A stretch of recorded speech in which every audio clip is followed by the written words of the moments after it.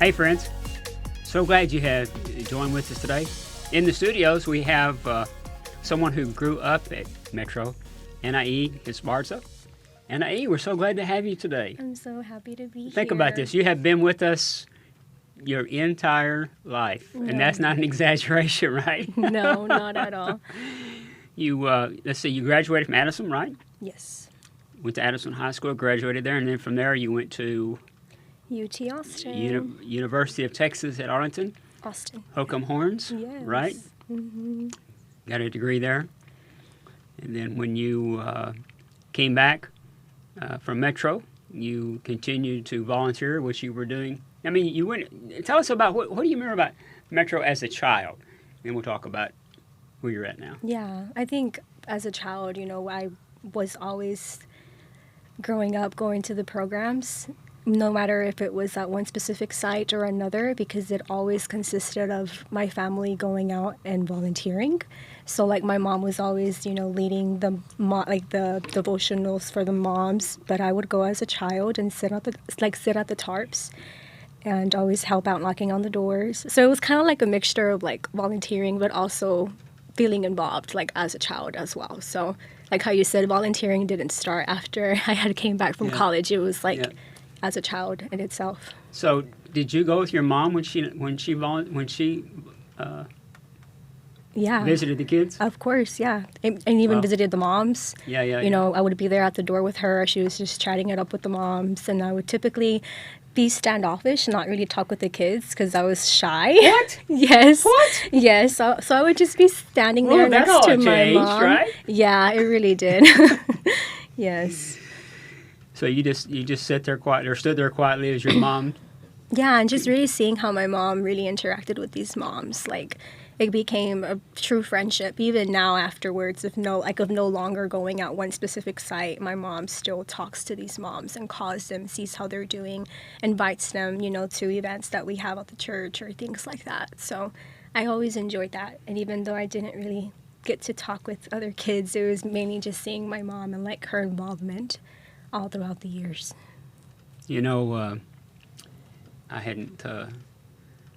I should have known that, but I didn't know that. Yeah.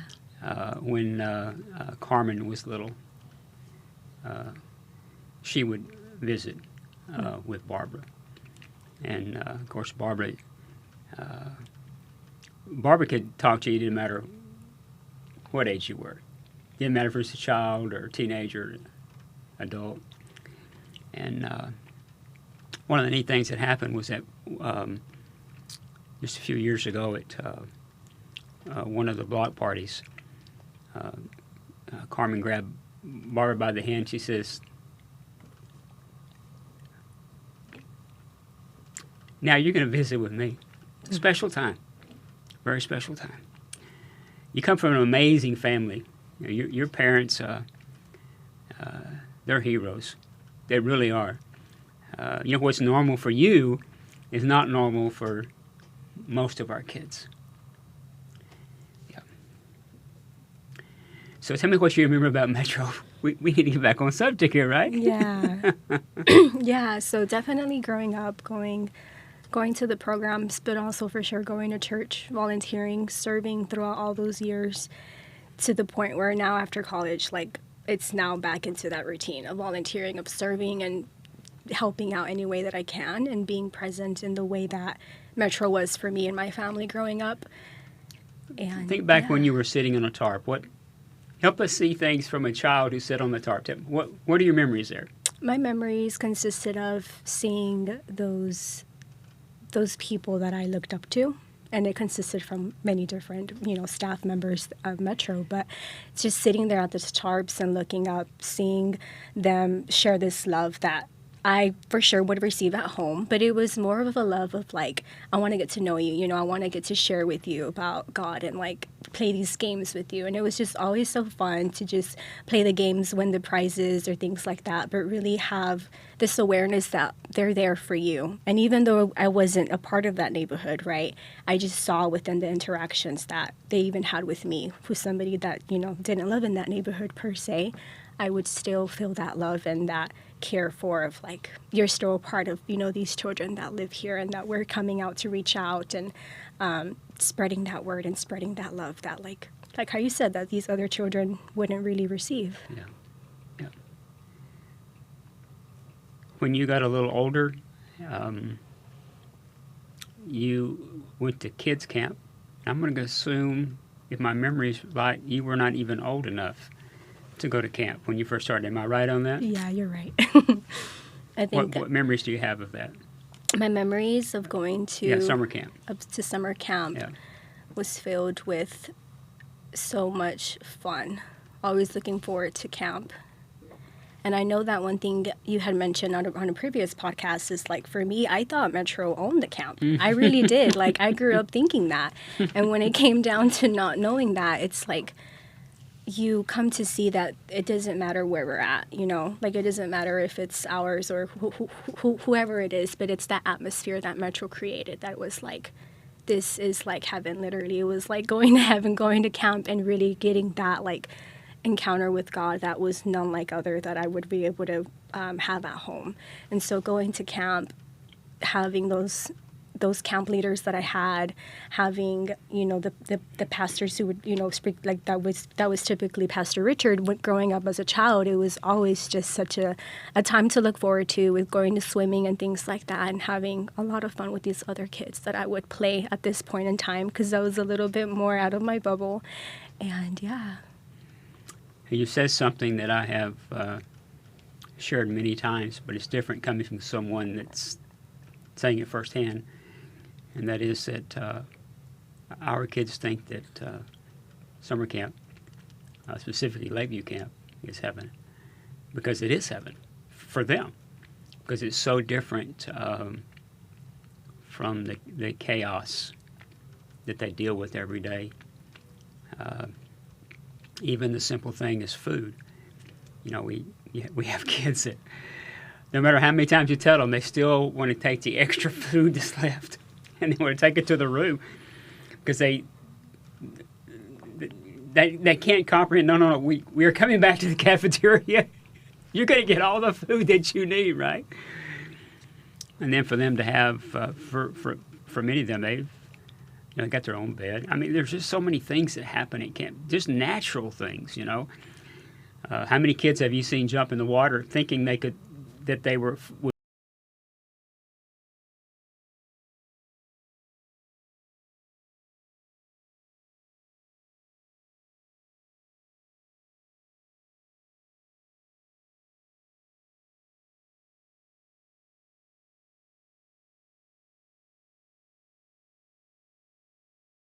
special for you? It's going to happen pretty quick. One of the things that we offer is Camper of the Day. Tell the people about why is Camper of the Day important? Camper of the Day at camp always consisted of the leaders in your cabin would get together and just discuss, which girl, which boy out of their cabin stood out to them in a way that, they are helping out in some way, or maybe they were the one that was a little bit of a trouble in the morning, but towards the end of the day, they, had a 180 of their character and helping out. And so somebody, like a child that stood out to them, that they would be called upon, like in front of everybody else, and say that you're the camper of the day. And that would result to getting to go out to fish with Pastor Clay the next morning, waking up early, going out to go fish with you. And that was something that I didn't get to experience as a little girl. And I think right now I'm just getting emotional, because I know I had shared this with you at camp this past year, that one of my girls had gone in camper of the day, and I remember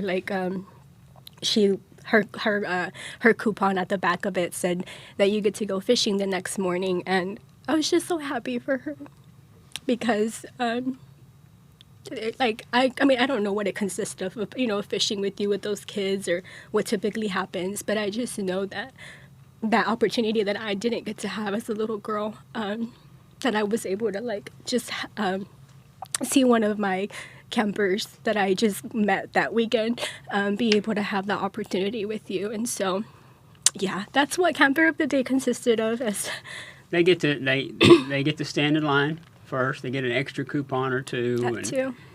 It's a big deal for them to get to do that, and then they go fishing the next morning.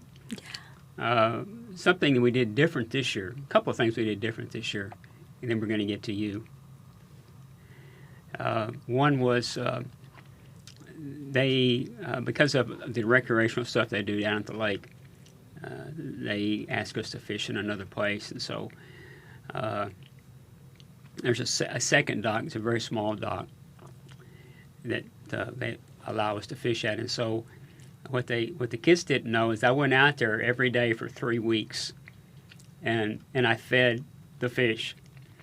So by the time fish are very much a creature of habit, it only took a few days.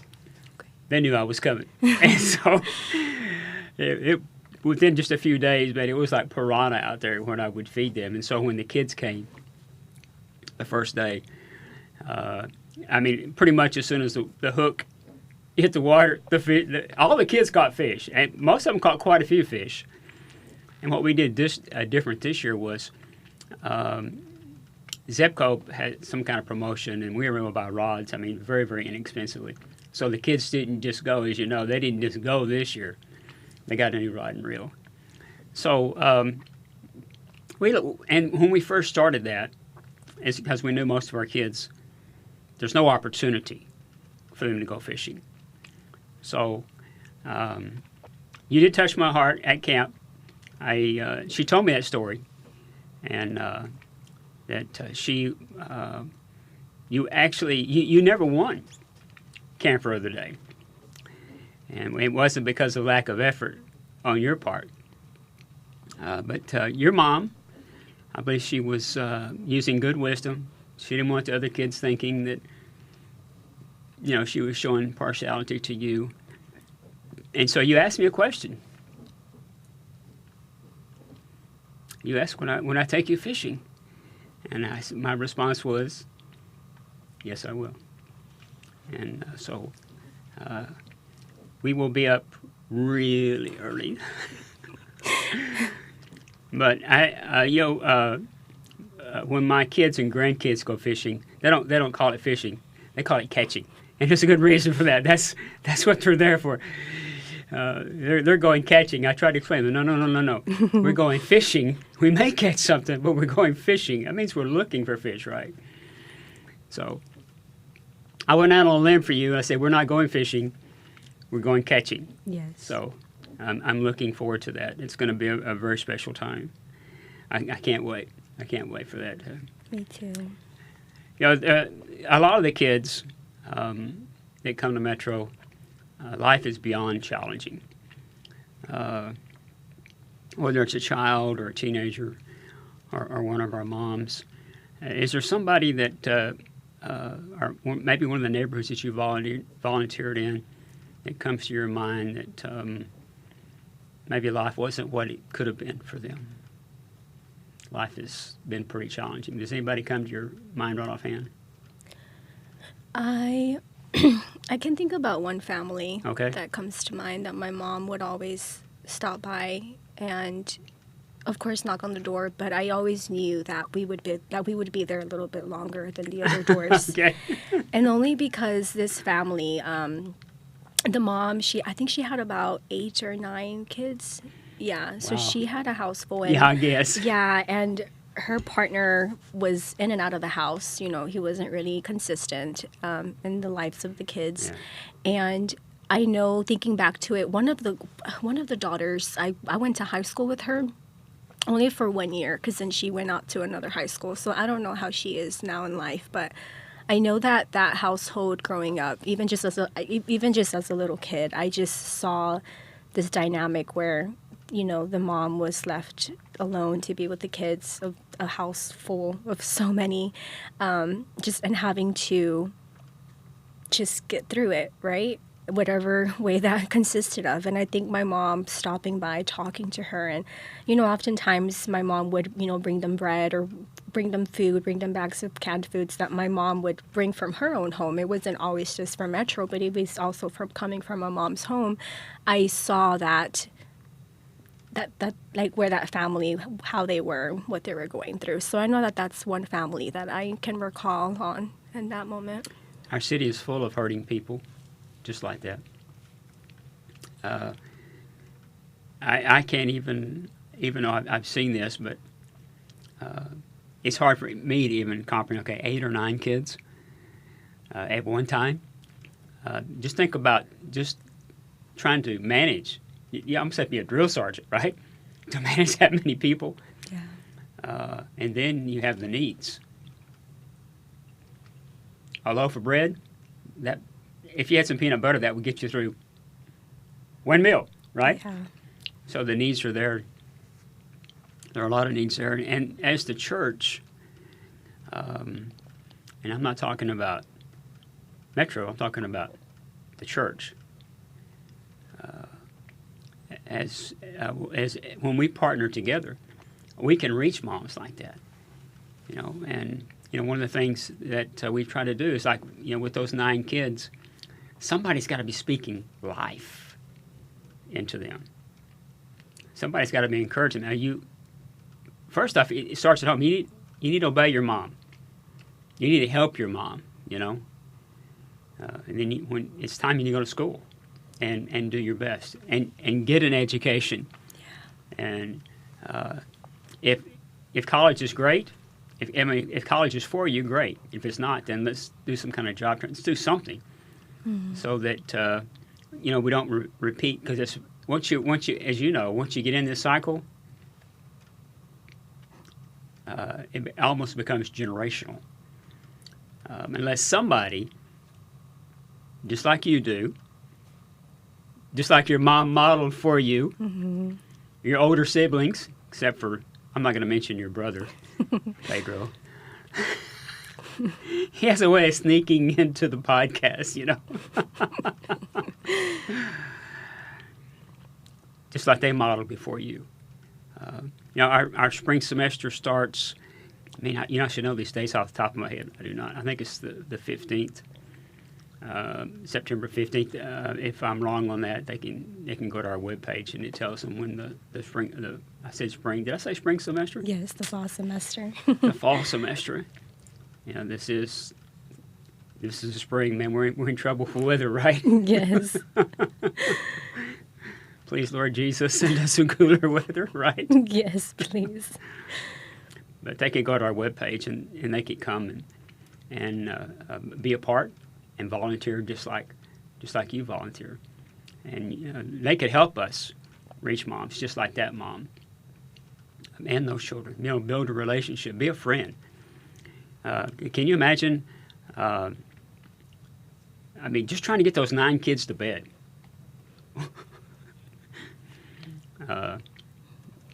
What would it be like if somebody just came over to our house and just stayed for a few minutes, just let her go outside and go.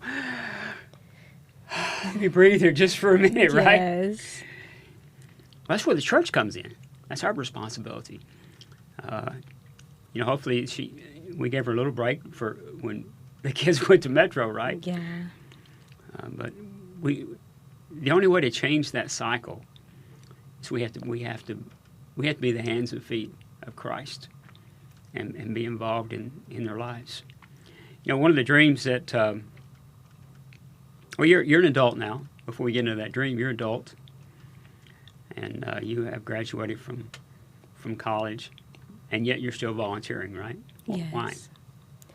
I'm still volunteering because of the impact that Metro has done in my life and in my family's life. And I think even when I was over in Austin, I still found myself volunteering at places or interning at places that served children or the low-income families. And so coming back home, it had to be that I just had to go back into volunteering on Saturdays or serving my time on Sundays because of the fact that I saw the impact that was done in my life and in my family's life and in other families' lives all throughout growing up, that I wanted to continue that path. I wanted to have an extra person on deck to help them out any way that I can. There are people watching us today or listening to us on their podcast. Everybody's always planning for the fall. What am I going to do? What am I going to do this fall? What would you tell them? Why should they get involved? If they're trying to decide, where am I going to invest my time? How am I going to spend my time this fall? Like from now until Christmas. How they're thinking, what am I going to do this fall? What would you tell them? I think I would challenge them to not just do it this fall, right? I would want to say continuously serve in some way in the communities that one may not see what they're going through, right? Even just through volunteering. I do not know what this child is going through at home. I don't, but I know that through the midst of, where they come from or just who they are and what area they live in, that I know that they're going through something. Everybody's going through something, and they just need somebody out their door to come to them and talk to them and spread this love that they can't typically always experience, but that they will just get on this bus and be hopeful for what they're going to learn, and that maybe what they learn that they can take it with them even afterwards. Yeah. We've talked around this. There's some that are watching today probably don't understand that we visit every child and their family every week. That's the bones. What we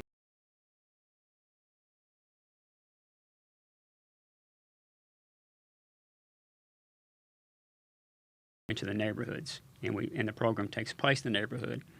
But the day before we visit, then some of the other neighborhoods where the density is not quite as high.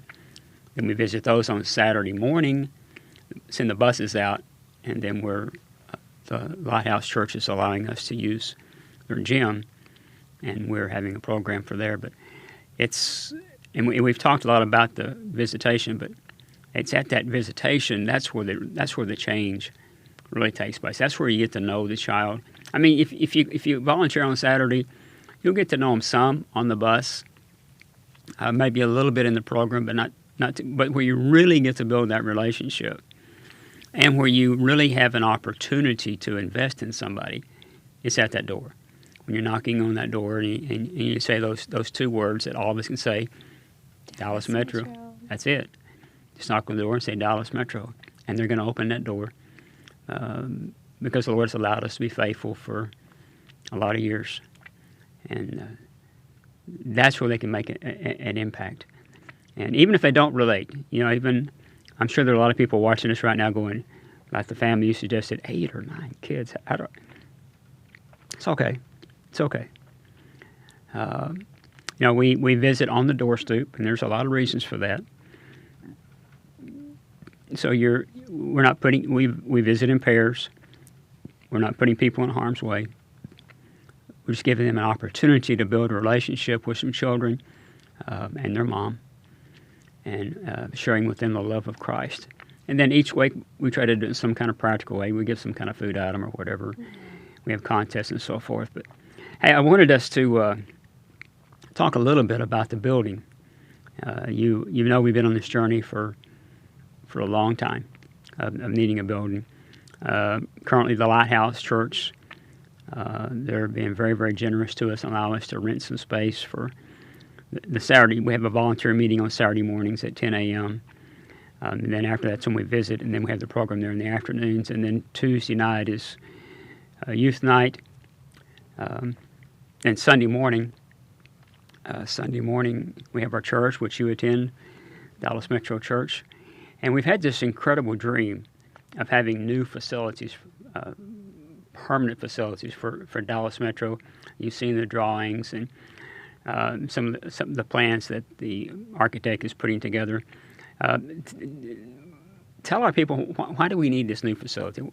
From your perspective, why do we need a new facility?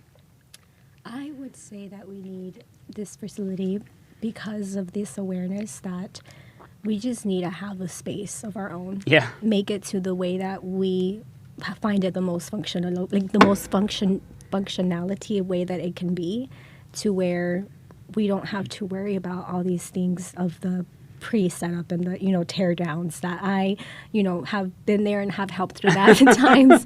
So I think it would just be so helpful in making things a lot more effective, Right. and not taking that time of figuring out, okay, this has to change because of the people that we're borrowing from or things like that, but Right. because of the fact that we have this space that that we have created, and I've seen the plans, and they are just so beautiful. And I think about it myself, like I see my future kids running down those halls, running in that play area for the nursery area and things like that. So it's going to be this permanent home that we can use as a way that we have it to be used to reach so many more families. Yeah. And that's the key. Our goal is to build these new facilities right next door to the Lighthouse Church. There's 3 buildings. The main building is what you talked about. Also has an auditorium, a major feeding area, offices, and then the 2 other buildings. One is a warehouse to store supplies and clothing, food, things like that, along with the shop. And then the 3rd building is a dream the Lord gave us a long time ago about having some place to come to pray, something that's open 7 days a week, 24 hours a day. I've seen what I have experienced what it's like to have some place to go. Matter of fact, you have seen my prayer room, and you see me in my prayer room many times. And for those that are watching, they don't know, there's a parking lot that's right there in front of your house. We need a place where people can come from any place in the city that want to be there and get alone with the Lord. And the big dream is to do this absolutely debt-free. That's putting this new generation, which you're a part of, that new generation. So when people are helping us, they're helping you fulfill this dream of a new place for us. Hey guys, we're so glad that you joined with us today. You can be a part of our dream. You can help us today. Go to our webpage, dallasmetro.org, and then click on All In. All In is the name of the campaign, and then click on where it says you can get involved in All In. And on there you'll see the pictures and the drawings of the concept of what the new facility is going to look like. And then make a donation today. We're believing God that He's going to use people just like you. He's going to speak to your hearts, and you're going to give us you're going to provide a generous gift, one-time gift, or maybe you consider giving a monthly gift, so that we can see this dream. And as Anahi, it's going to allow us to reach more people than we've ever reached before. And you can be a part today. I appreciate it. God bless you, friends. See you next week.